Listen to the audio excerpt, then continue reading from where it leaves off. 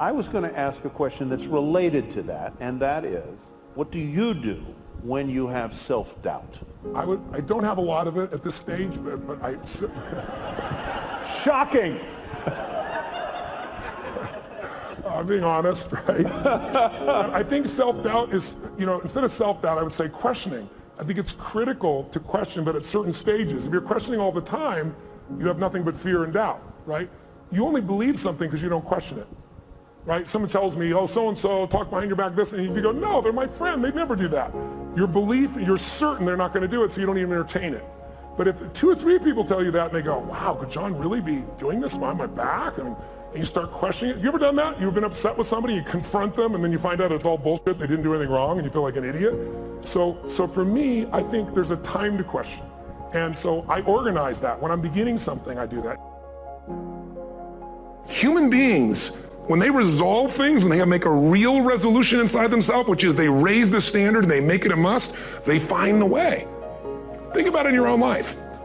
Haven't you had some area of your life where you raise your standard and your life has never been the same? Maybe at one time in your life you smoked cigarettes, or you did something and you did it for years and you kept trying to change it and kept telling yourself I should. And then one day something happened. Something just clicked you over. Something took you over that kind of tipping point. And inside yourself you said no more. And it was a very, very different experience, wasn't it? Something inside of you shifted, and what was a should became a must, and you've never gone back. If you look at somebody, Richard Branson, for example, Richard is this giant risk taker, right? But he's got one question. He questions within himself and everyone else. How are we gonna protect the downside? It's his number one question. He never believed it, because the guy risks his life. When it comes to investments in business, he doesn't risk anything. He told me when he was building Virgin, he's taking on British Airlines, and it's a giant outlay of capital. I mean, this could literally bankrupt him, and everybody said it would. So he said, okay, how to protect the downside? And he negotiated with Boeing for 1.5 years and convinced them that if he went out of business, if he was wrong and lost his business in the first 2 years, he could get back all the jets and have no liability whatsoever. So his whole focus is asymmetrical risk reward. How do I take the least risk with the most upside? If I was gonna say anything to entrepreneurs in this room, the illusion that you've been taught is that great entrepreneurs take giant risks. It's total bullshit. There are some exceptions that have, and they've gotten lucky. But if you look at the ones that consistently succeed, they know the upside will take care of itself. They focus on how to protect the downside, and they take risk where they know I'm taking a limited risk for an unlimited upside. So if I'm wrong, I'm still okay. When somebody asks me that, I get asked that question a lot. I always ask, well, what do you want? What's the area? But if you're asking me generically for me, one of the books that changed my life in early stages was Man's Search for Meaning. In fact, I'm making the film right now of his movie. We're just getting the script done and moving forward. I worked on it for about 3 years to get the rights. And if you don't know the book, if you're in a tough spot, go read that book. Viktor Frankl was a Viennese Jewish man who got locked up in World War II and watched his family be slayed in front of him in a Nazi concentration camp. But he stayed alive by studying what made certain people live, because you'd lose the will there. It was an unholy place would be the nicest way of describing it, inhuman.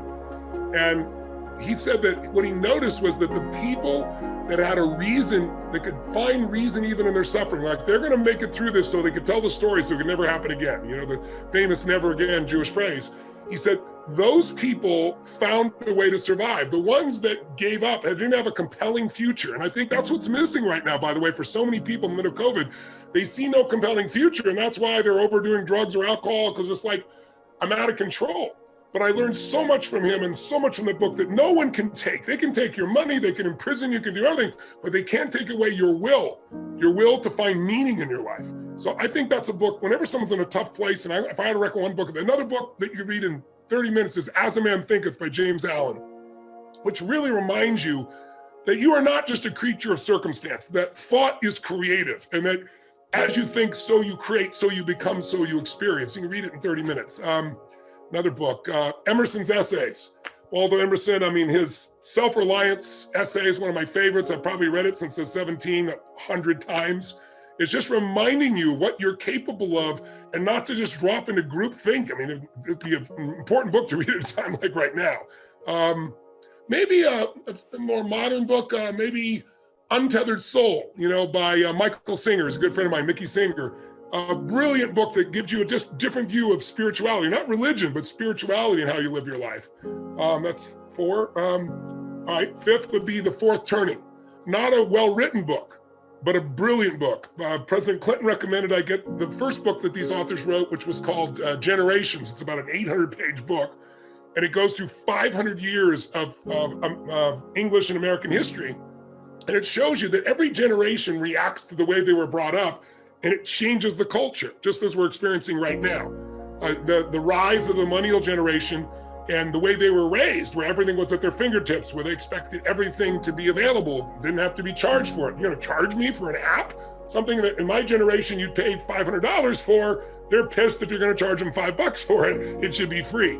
And so it has to do with, there's nothing wrong with a generation, it's just they're brought up differently. They have different expectations, they have different fears, they have different reactions, and how that creates the cycles of history. So Fourth Turning, if you're wondering what's happening right now, I read that book the first time in 1991 when everyone was talking about slowing down and the society's gonna shrink and everyone's gonna simplify their life, which was all bullshit. It worked for about 6 months. And it talked about these cycles, and I found it to be really a great tool for understanding what's happening in society and what to anticipate is gonna happen in the near future. And success, by the way, is not some overnight event. It's all these little things. Success is having a vision. Success is making it compelling. Success is really seeing it and feeling it every day with strong enough reasons. Success is feeling the sense that I'm here to grow and I'm here to give something to the world more than just myself. All the little stuff. That's where success comes from. In business, it comes from delivering more than anybody can imagine. All those little things add up. People go, wow, that's who I want to do business with. It's true in any area of your life.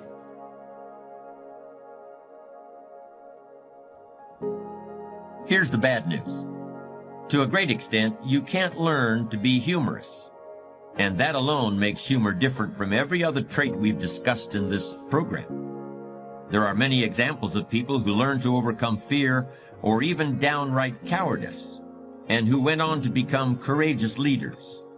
There are fools who learned to be wise, and there are liars who turned into honest men and women. There are rigid thinkers who learned flexibility. But I personally have never encountered a humorless person who learned to be humorous. And if there were such a person, I'm sure I would have come across one by now, because I have certainly encountered a great many humorless people. Perhaps one reason we respond so strongly to humor in our leaders is because we associate it with honesty. And I think this association is well-founded. Real humor is honest because real humor can't be faked. You can pretend to be serious, just like you can pretend to be intelligent. You can always fake those qualities, and some people do it all the time, but you can't really pretend to be funny. The real irony, however, is that nobody feels like they have to pretend to fake having a good sense of humor, because everybody thinks that they actually have one. People will admit to almost anything before they confess to being humorless. Have you ever met anyone who said, I just don't know how to laugh. I just don't like it when things are funny, and I'm just much more comfortable being serious all the time. I've never met anyone like that, and I am very confident that I never will. In fact, if somebody actually confessed to me that he didn't have any sense of humor, I would think he must be joking.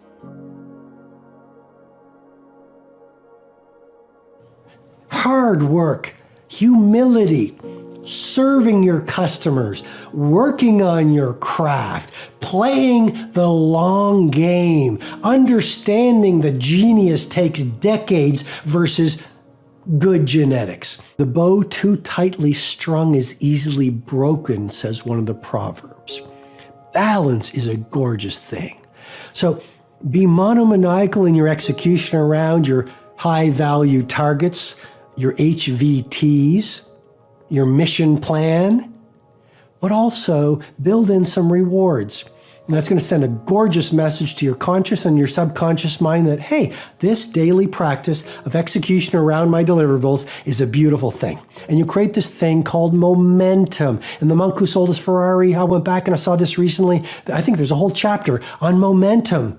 And you become like this. I love skiing. You start off small, but as you go down the slope, you pick up momentum. A lot of people say, Robin, where do I start? I want to start a new business. I want to become a better artist. I want to find the love of my life. I want to be a world-class creative. I want to multiply my financial life. Where do I start? You just start. You just start. There's great power in the start. And when you start, life starts supporting you.